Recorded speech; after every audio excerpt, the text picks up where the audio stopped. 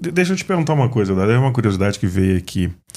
Nesse processo, né, você começou no básico, sem experiência, fez a pós.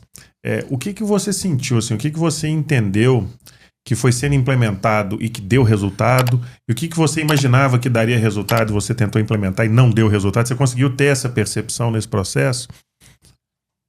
Em termos de tecnologia ou em termos de processos gerais? Processo de aprendizado, assim, melhorar o resultado do aprendizado da turma.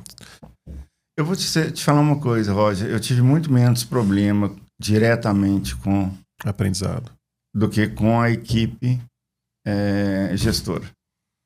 Então, assim, os maiores empecilhos que a gente tinha era você avançar num processo e ter que levar a empresa, a instituição e os companheiros, né, os colaboradores, para o ponto necessário. Então, se você entra numa empresa como a Aspron, numa instituição na área meio, depois você vai para a área frim. O retorno dos meninos é muito positivo. Eu não vou te dizer que eu tive nenhum insucesso com eles, não. Eles retornam muito bem. Então, tudo que você prepara com eles, tudo que você investe, você tem um retorno positivo. Legal.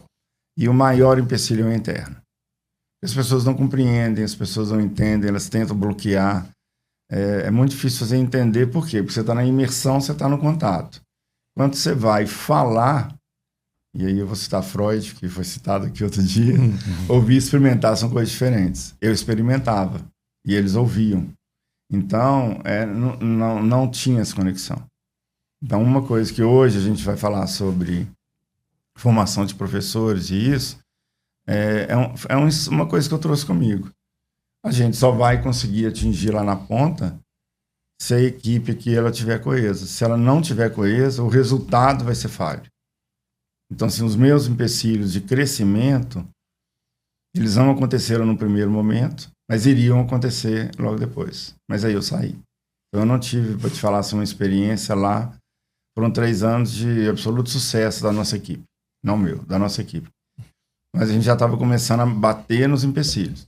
A gente resolveu os problemas críticos. Vou te dar um exemplo. Os meninos recebiam com olerite, lembra disso? Uhum. Contra-cheque. E a gente tinha que fazer a migração disso para cartão bancário.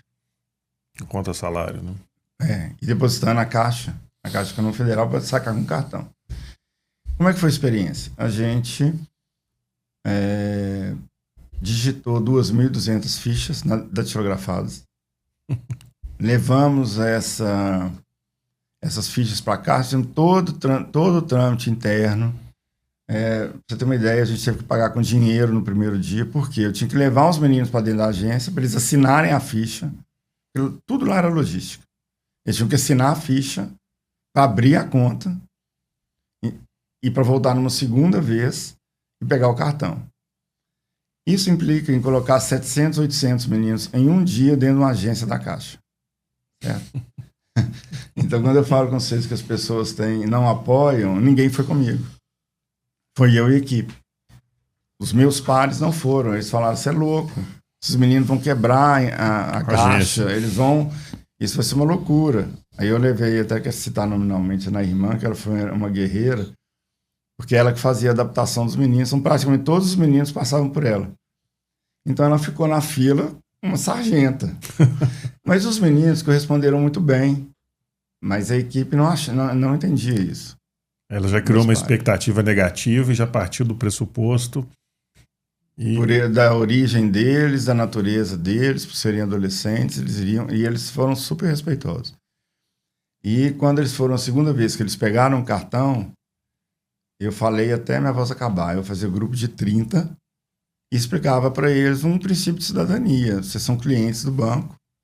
A Aspron é a maior cliente dessa agência, e era fato, porque é uma folha de $1,5 milhão, então, mensal. Então, imagina uma movimentação de fundo de garantia, recolhimento de INSS. Eu assinava cheque, assim, o pessoal da Caixa fazia cafezinho para mim, né? Então, e falava com eles, olha, vocês têm todo o direito e deveres, vocês vão ter postura de... Cliente. Ali embaixo uma garrafa de café, tem um caixa, vocês vão poder sacar. E, pelo amor de Deus, gente, não vai sacar o dinheiro todo mundo no dia que sai, não. O que eles faziam quando era contra-cheque? Eles desciam 300, 400 meninos na agência para poder sacar. Então era aquela fila gigante. E eu falei com eles, não, agora vocês vão sacar no shopping, vocês vão com a namorada no shopping, vocês vão pagar a conta. Então a gente... Gente, assim, eles não fizeram o menor problema. Você estava educando, né? É o início de uma educação, vamos dizer assim, social, de comportamento, até financeira também. Também. É porque a gente falava isso no início. O que eu observei isso, você treina no início e não acompanha depois.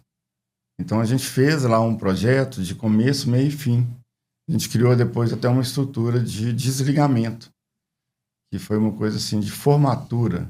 Eu já tinha saído quando teve a primeira formatura, porque é uma questão de lógica, eu inverti a lógica.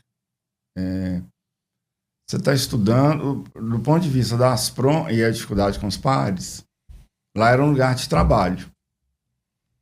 Eu falei, não, aqui é um lugar de estágio. Então nós vamos inverter. Eles vão ter um currículo e o trabalho deles será um estágio. E a gente montou uma estrutura curricular. É uma mudança de lógica, é questão de ver. E, então, eles vão aprender o quê? Informática, isso, aquilo. Vão aprender lá no trabalho. E isso compõe um currículo deles. Se a gente colocou bronze, prata e ouro, todo mundo tinha sua medalhinha, ninguém ficava sem. E elaboramos também um processo de formatura. Porque demos um componente acadêmico. Gente, mas isso foi um sucesso. Por quê?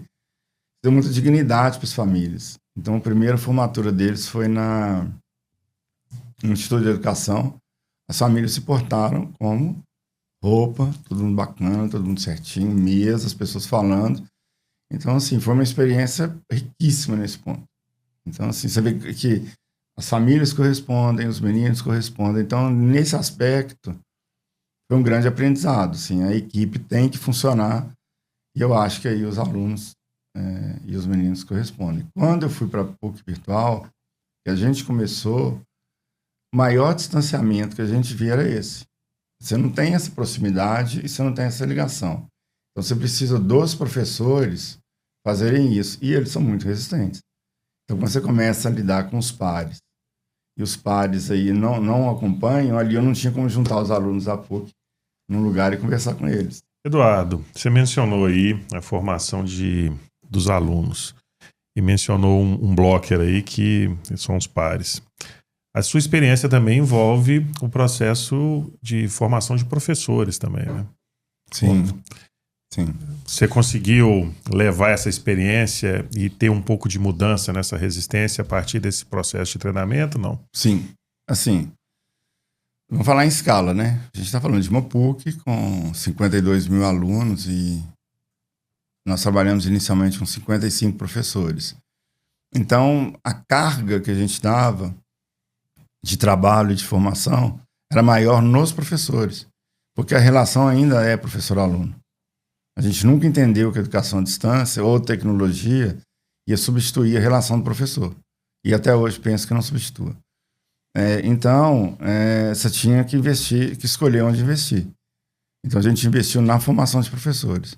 Na época, ainda muito encontro presencial, tutoria, era fisicamente na estrutura da PUC. Então, assim, todo o percurso que eu tenho em educação à distância, a gente investiu em professores. Hoje, se a gente está falando de educação inclusiva em escola, a gente não fala para os pais, a gente conta com os professores. Porque eles são, de fato, na relação de aprendizagem, os atores principais junto com os alunos. Qualquer outro é acessório. É interessante que isso tem um livro que chama A Gestão de Performance, que foi escrito pelo Andrew Grove, que foi o fundador da Intel, e ele fala isso, né? No ambiente corporativo, mas se aplica bem. Você tem que investir a sua energia em agentes multiplicadores. Né? Sim. O professor é o maior agente multiplicador nessa relação. A inteligência artificial também será. Sim, sim. Né? Sim, então, assim, não tem como você assumir uma... Por exemplo, a produção de conteúdo ela é centralizada. Porque também eu acho que não faz sentido. Algumas pessoas trabalham com essa abordagem. A produção de conteúdo ela é consolidada. Né? Então, você tem, na educação à distância, por exemplo, você tem uma estrutura, 3 blocos. Conteúdo, interação e avaliação. A gente não consegue fugir desses 3 blocos. A parte de conteúdo, ela é consolidada, ela pode ser replicável. Eu não preciso que cada professor de cálculo 1 faça uma disciplina totalmente específica e customizada. É mais fácil eles aceitarem, com pequenas adaptações, mas a gente tem uma escala em conteúdo. Mas em interação você não tem. Porque você precisa de ter, aí é pessoa a pessoa. Aí nós vamos cair na pessoa a pessoa.